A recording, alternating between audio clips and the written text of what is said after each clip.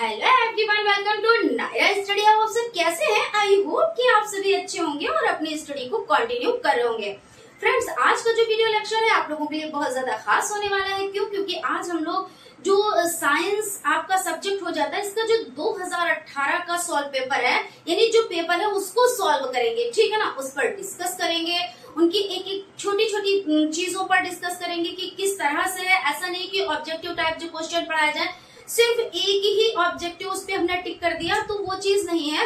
बहुत ही बारीकी से चीजों को समझेंगे। सो आप लोग वीडियो में लास्ट तक बने रहिएगा और वीडियो को बिल्कुल भी स्किप ना कीजिएगा, क्योंकि क्या होता है, स्किप करने से चीजें छूट जाती हैं, और जब चीजें छूट जाती हैं यानी स्किप आप करते हैं तो चीजें छूटती हैं, और जब चीजें छूटती हैं तो हमको क्या होता है, पूरा ज्ञान नहीं मिल पाता है, ठीक है। तो फ्रेंड्स, अगर चैनल पर नए हैं तो चैनल को सब्सक्राइब जरूर कर ले, और सेशन अच्छा लगे तो लाइक भी जरूर कीजिएगा। और जैसा कि आपको पता है कि पहले हम लोग क्या करेंगे, जो आपके वस्तुनिष्ठ टाइप क्वेश्चंस है उनको सॉल्व करेंगे, उन पर डिटेल में डिस्कस करेंगे, और उसके बाद आपके अति लघुत्तरीय और लघुत्तरीय टाइप क्वेश्चंस की सीरीज को कंटिन्यू करेंगे। तो चलते हैं, सबसे पहले बहुविकल्पी टाइप क्वेश्चंस को देख लेते हैं।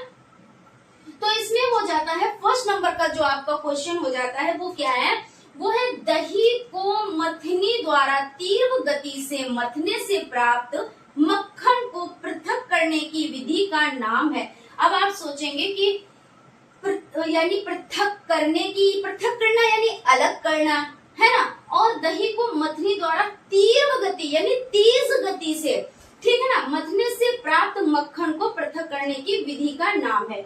तो आपको पता होगा, जैसे गांव में ये चीज होती है कि जो दही होता है उसको मक्खन से किस तरह से, उसमें एक बर्तन होता है, ठीक है ना, यहाँ पे समझ लेते हैं। एक इस तरह से बर्तन है और उसमें क्या होता है, मथनी डाली जाती है, ठीक है ना, कुछ इस तरह से मथनी बनी होती है और डाली जाती है, और इसको ये यहाँ पे ये क्या हो जाता है, दूध हो जाता है, ठीक है।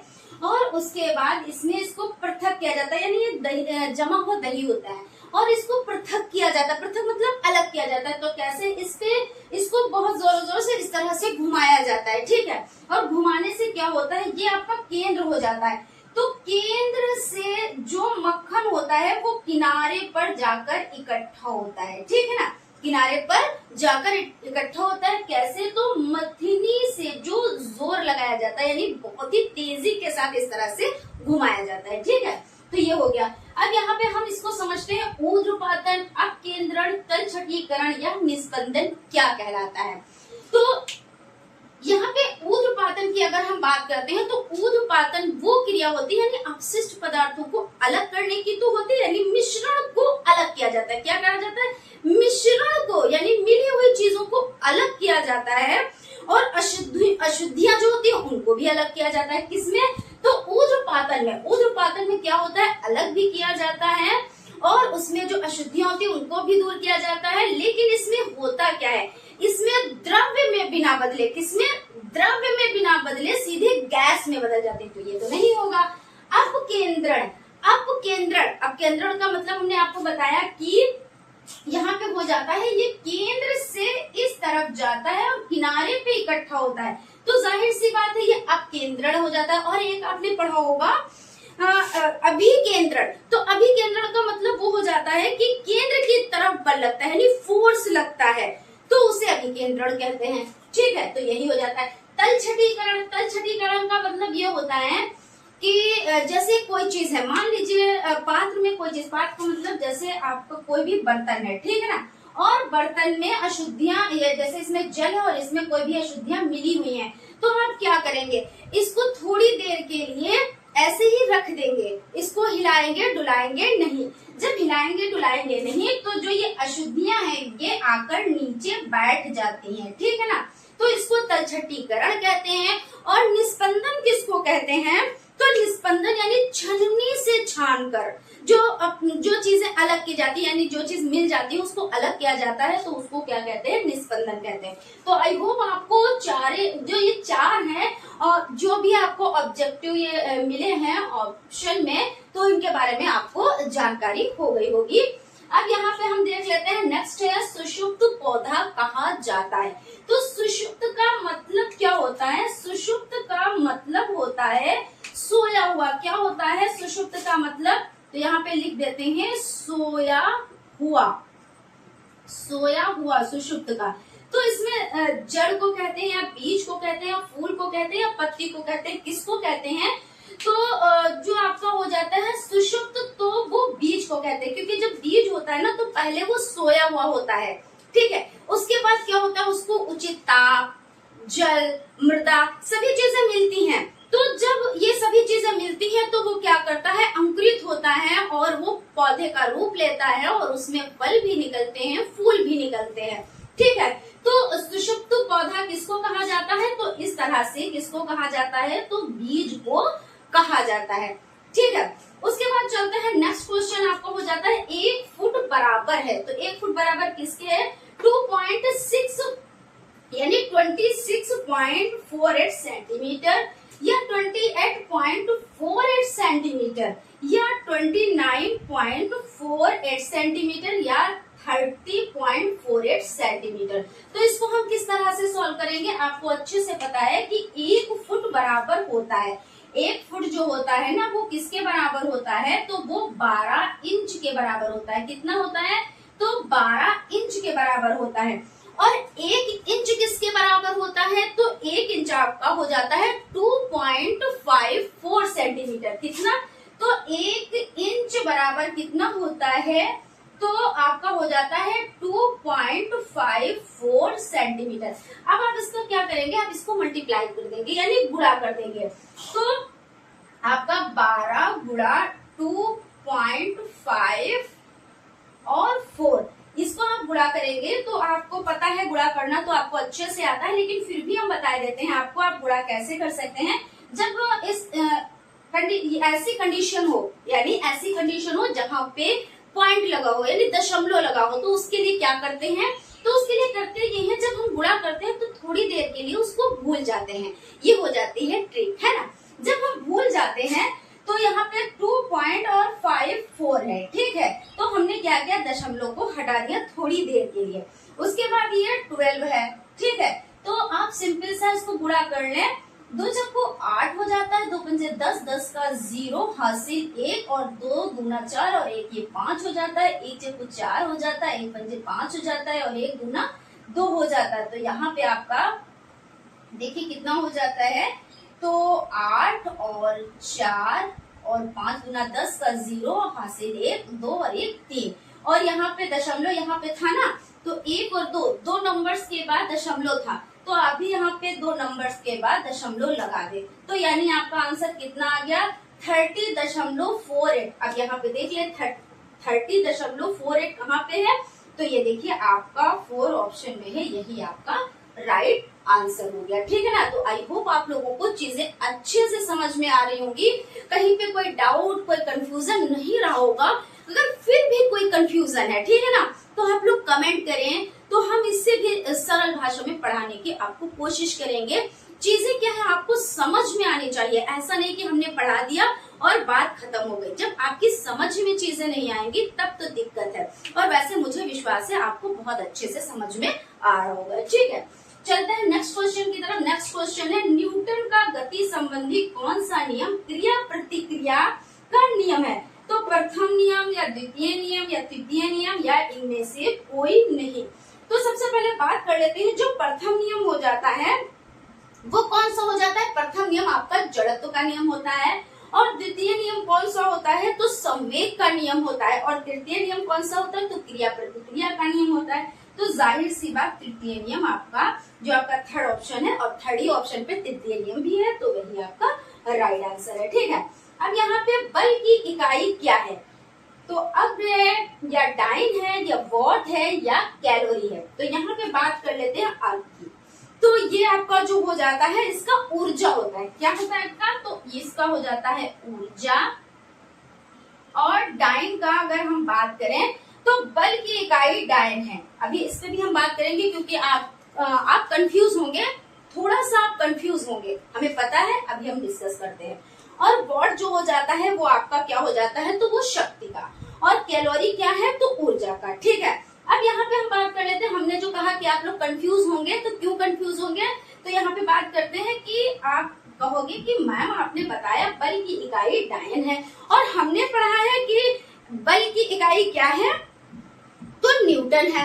तो हाँ, बिल्कुल सही है, जो न्यूटन है वो आपका एमकेएस पद्धति होता है, ठीक है ना। एमकेएस पद्धति में आपका बल का मात्रक न्यूटन हो जाता है, और आपका सीजीएस पद्धति की अगर बात करें तो डायन हो जाता है, ठीक है ना।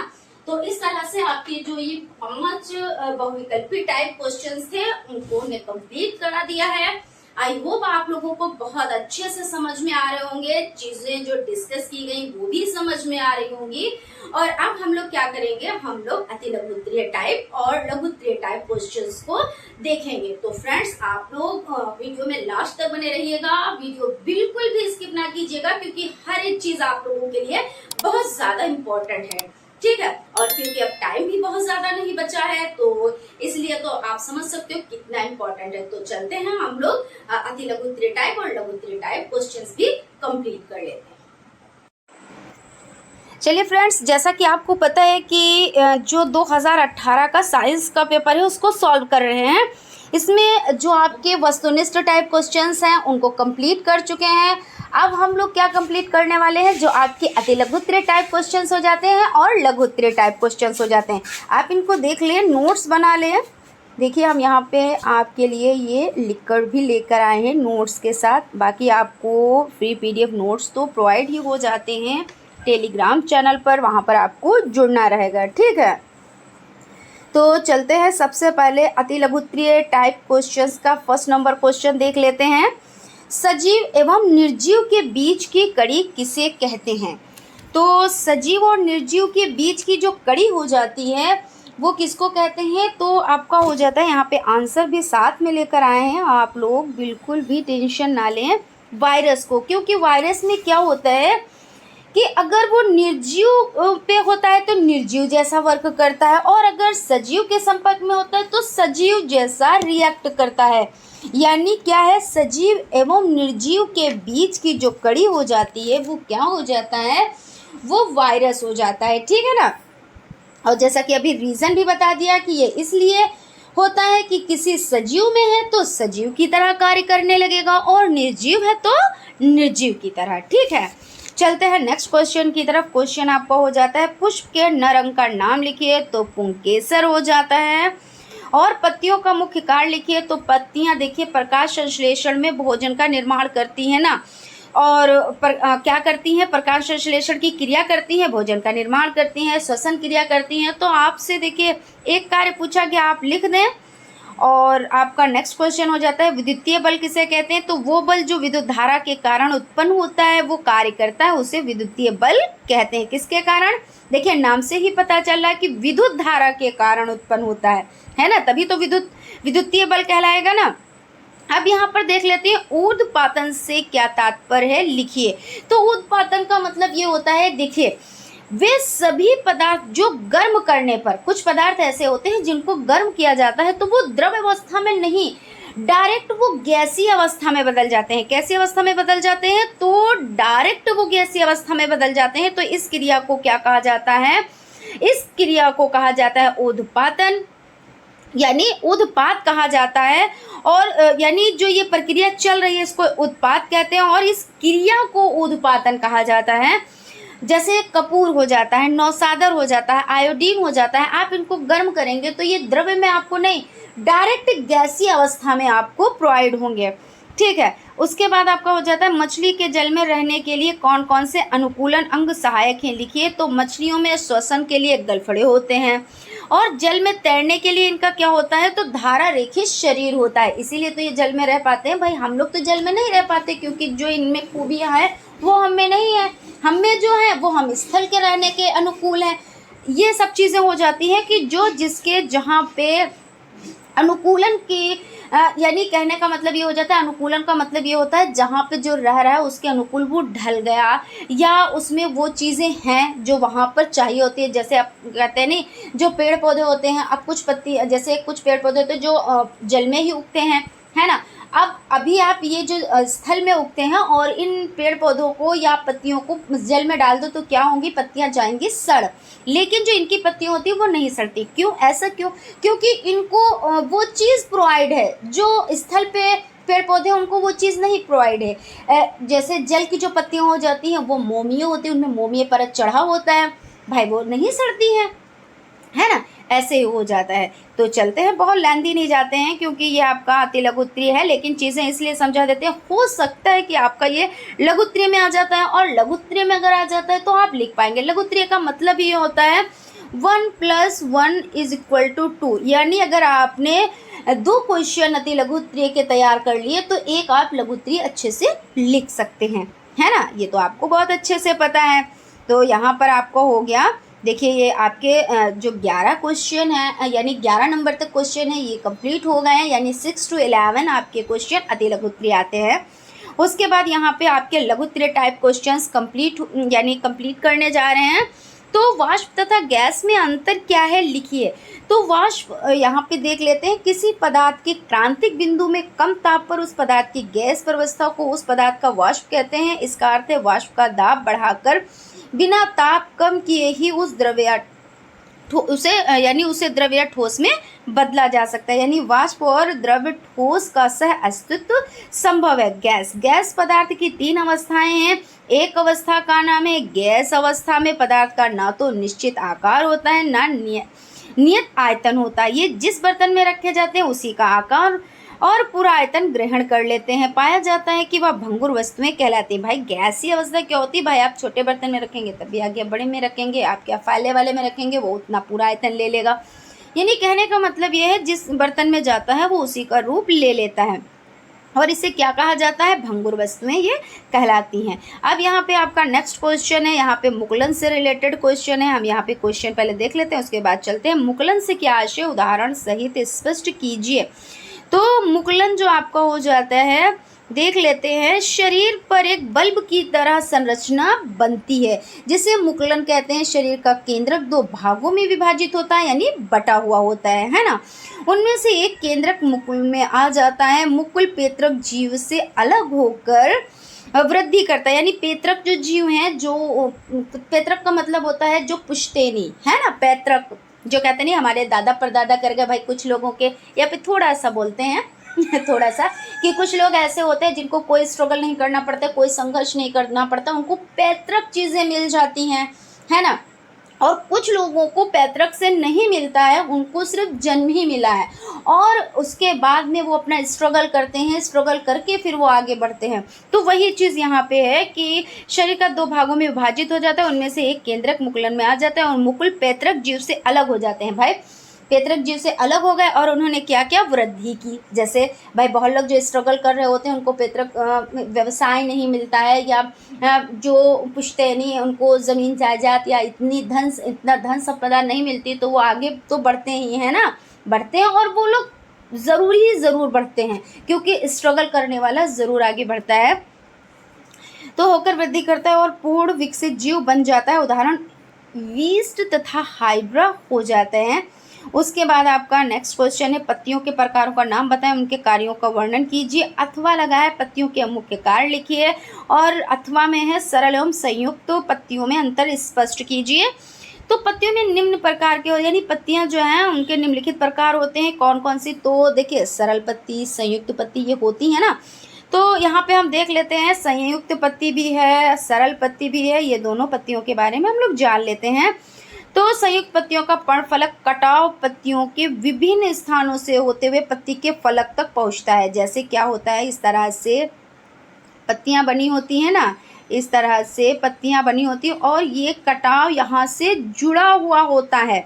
ये कौन सी पत्तियां कहलाती हैं, तो ये संयुक्त पत्ती कहलाती है। कटाव के कारण फलक का आधार छोटे छोटे खंडों में विभाजित होता है। आप एक पत्ती लें और उसको देखो, इस तरह से ये खंडों में विभाजित हो जाती है ना। पत्तियों के कटे हुए प्रत्येक फलक के खंड को पर्णक कहते हैं। पत्तियों के कटाव के आधार पर इन्हें विभिन्न भागों में विभाजित किया जा सकता है।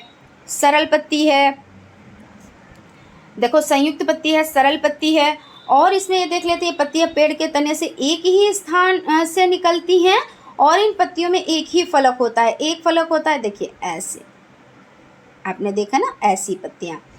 और इन पत्तियों में फलक होता है, जैसे अच्छिन्न कहा जाता है इन पत्तियों का। कभी कभी फलक का किनारा कटा हुआ होता है, हाँ बिल्कुल कटा हुआ भी पत्तियों का होता है, ऐसा नहीं है कि बिल्कुल, लेकिन ये चीज़ नहीं जुड़ी होती, जैसे ये जुड़ा नहीं होता। यहाँ पे अगर कटा है तो भी जुड़ा नहीं होगा। फलक के कटाव के आधार पर इन्हें दो भागों में विभाजित किया जाता है, हस्ताकार पत्ती और पिच्छाकार संयुक्त पत्ती। आप इतना लिख देंगे इनफ होगा, बाकी इनके बारे में भी हम डिस्कस करेंगे नेक्स्ट क्लास में। संवेग संरक्षण का नियम लिखिए। तो संवेग संरक्षण का नियम, पिंडों के किसी बंद निकाय पर कोई बाह्य बल न लगाया जाए तो उस निकाय का कुल संवेग नियत बना रहता है। इस नियम का परिणाम यह है कि वस्तुओं के किसी भी निकाय का द्रव्यमान एक नियत वेग से चलता रहेगा जब तक उस पर कोई बाह्य बल न लगाया जाए। यहाँ mu बराबर mv, m संहति u प्रारंभिक वेग और v अंतिम वेग हो जाता है। संवेग की एक विशेष बात यह है कि यह सभी परिस्थितियों में संरक्षित रहता है, यहाँ तक कि संगठनों में तथा विस्फोट बलों के कारण होने वाली गति की दशा में भी, जबकि गतिज ऊर्जा संगठन की दशा में संरक्षित नहीं होती है। भाई गतिज ऊर्जा जब जिसमें गति होती है ना। उसके बाद नेक्स्ट क्वेश्चन आपका है, अदिश और सदिश राशि में अंतर उदाहरण देकर स्पष्ट कीजिए। अदिश राशि कौन सी है और सदिश राशि कौन सी है, पहले ये जान लेते हैं। जिन भौतिक राशियों में परिमाण तथा दिशा दोनों में निहित होती है उन्हें सदिश राशि कहते हैं। यानी कहने का मतलब है कि जिनमें भौतिक राशियों में परिमाप तथा दिशा दोनों में निहित होती हैं वे क्या हैं, तो वे सदिश राशि हैं। जैसे वेग, बल, संवेग ये हो जाते हैं। अदिश राशि जिन भौतिक राशियों में केवल परिमाण का ज्ञान होता है परंतु दिशा का ज्ञान नहीं होता है, वो अदिश राशि कहलाती हैं। उदाहरण जैसे हो जाता है चाल, दूरी, द्रव्यमान, आयतन हो जाता है। नेक्स्ट क्वेश्चन है, परागण किसे कहते हैं या कितने प्रकार को होता है, या आपका क्वेश्चन है पर परागण किसे कहते हैं। तो परागण पुष्प के परागकोश से परागकणों के उसी पुष्प अथवा दूसरे पौधे के किसी पुष्प के वर्तिकाग्र पर पहुंचने की क्रिया को परागण कहते हैं। या दो प्रकार से होता है, स्व परागण और पर परागण, है ना। तो स्व यानी खुद से, है ना। स्वयं का मतलब क्या होता है भाई, खुद से। तो यहाँ पे इससे आप समझ लें, जब एक पुष्प के परागकोशों के परागकण निकलकर उसी पुष्प के वर्तिकाग्र पर गिर जाते हैं तथा अंकुरित हो जाते हैं तो ये क्रिया स्व परागण कहलाती है। यानी कोई पुष्प है और उसके जो परागकोश हैं वो निकलकर उसी पुष्प के वर्तिकाग्र पर गिर जाते हैं, है ना। तो वो खुद से वहाँ पे एक नया पौधा उगाया, नया, यानी ये क्रिया हुई, अंकुरित हुआ। भाई पौधा पहले अंकुरित होगा तभी तो वो आगे बढ़ेगा, है ना, तभी तो वो बड़ा होगा, तभी उसमें फूल आएंगे, फल आएंगे। फिर उसके बाद पर परागण यानी दूसरों पर मतलब होता है कि दूसरों पर। तो यहाँ पर जब किसी पुष्प के परागण किसी दूसरे पुष्प में वर्तिकाग्र पर गिर जाते हैं तो इसे पर परागण कहते हैं। जैसे क्या होता है, जैसे बीजों का छितराव और बिखराव आपने पढ़ा, इसके बारे में जाना कि कैसे होता है कि भाई चिड़ियों के द्वारा हो जाता है, यानी पक्षियों के द्वारा, जानवरों के द्वारा, जैसे भैंस है तो उसकी स्किन पे चिपट जाते हैं, है ना, और वो चलती जाती है और कहीं पे वो गिर गए उसके जो भी बीज हैं तो वो क्या होता है, उससे एक पौधा उगाता है। या कहीं चिड़िया अपने चोंच में दबाए है कोई फल या कोई चीज़ ऐसी, सेम मान लीजिए या कुछ भी ऐसा, और उसके बाद वो कहीं पे जाके गिर गया जहाँ पे आपको जाना भी ऐसा लगता है कि अरे यहाँ पे जाके किसने पौधा उगा दिया होगा भाई, तो वहाँ पे पौधा उगाता है। तो ऐसे होता है, जल के बहाव के द्वारा भी हो जाता है। जैसे नदियों के किनारे पौधे लगे, पेड़ लगे और वहाँ पे वो फल नदी में गिरे और उसके बाद पानी का बहाव उसको बहा के ले गया और उसके बाद वहाँ पे एक पौधा नया उग आया, है ना। तो ये सभी उदाहरण हो जाते हैं। हालांकि अभी मैं बता चुकी हूँ, बहुत ज़्यादा लेंथी नहीं लिखेंगे, लेकिन चीज़ों को आप समझेंगे कि मतलब क्या होता है, क्योंकि है कुछ भी टफ नहीं, उसको टफ समझा जाता है जब आप उसकी जो सरल भाषा में उसको आप समझेंगे, उसके मतलब समझेंगे कि आखिर है ये क्या चीज़, है ना, तो आप अच्छे से उसको कर पाएंगे। तो यहाँ पे क्या हो जाता है, यानी जब किसी पुष्प के परागण किसी दूसरे पुष्प के वर्तिकाग्र पर गिर जाते तो उसे परपरागण कहते हैं। तो यहाँ तक आपका ये कंप्लीट हो गया। एक क्वेश्चन आपका और रह रहा है, उसको भी देख ले। क्वेश्चन पहले पढ़ लेते हैं। एक बर्तन में धारिता 12 लीटर है, इसकी धारिता घन सेंटीमीटर में क्या करें, ज्ञात करें। ठीक है ना, तो इसकी धारिता क्या कर लेते हैं, घन सेंटीमीटर में ज्ञात कर लेते हैं। तो पहले यहीं पे चलते हैं, बता देते हैं, यहीं पे इसको सॉल्व कर लेते हैं। ये चलिए यहाँ पे तो है, ये यहाँ पे देख लेते हैं। तो धारिता कितनी है, तो 12 है ना, और उसके बाद 1 लीटर में तो 1000 घन सेंटीमीटर होता है। तो आप इसको क्या करेंगे, मल्टीप्लाई कर देंगे। तो जब मल्टीप्लाई करेंगे तो आपका आंसर निकल कर आएगा 12000 घन सेंटीमीटर। ये आपका आंसर हो जाता है ना। उसके बाद में अगर यहाँ पे कोई चीज़ समझ में नहीं आई तो हम डिटेलिंग भी कर देंगे, आप लोग कमेंट कीजिएगा, क्योंकि ज़रूरी नहीं है कि हर एक चीज़ समझ में आ भी जाए और ये भी नहीं है कि आपकी समझ में ना भी आए। लेकिन मैं बार बार ये चीज़ कहती हूँ कि अगर कोई चीज़ आपकी समझ में नहीं आ रही है तो आप कमेंट ज़रूर करें, क्योंकि हमें क्या पता है ऐसे कि आपको समझ में चीज़ें आ रही हैं या नहीं आ रही है ना। तो फ्रेंड्स, आई होप आप लोगों को सेशन अच्छा लगा होगा, और अगर सेशन अच्छा लगा है तो एक लाइक ज़रूर कीजिएगा, और अगर अभी तक आप लोगों ने चैनल को सब्सक्राइब नहीं किया है तो प्लीज़ सब्सक्राइब भी कर लीजिएगा और बेल आइकन को भी ज़रूर प्रेस कर लीजिएगा। मिलते हैं नेक्स्ट क्लास में। Thank you.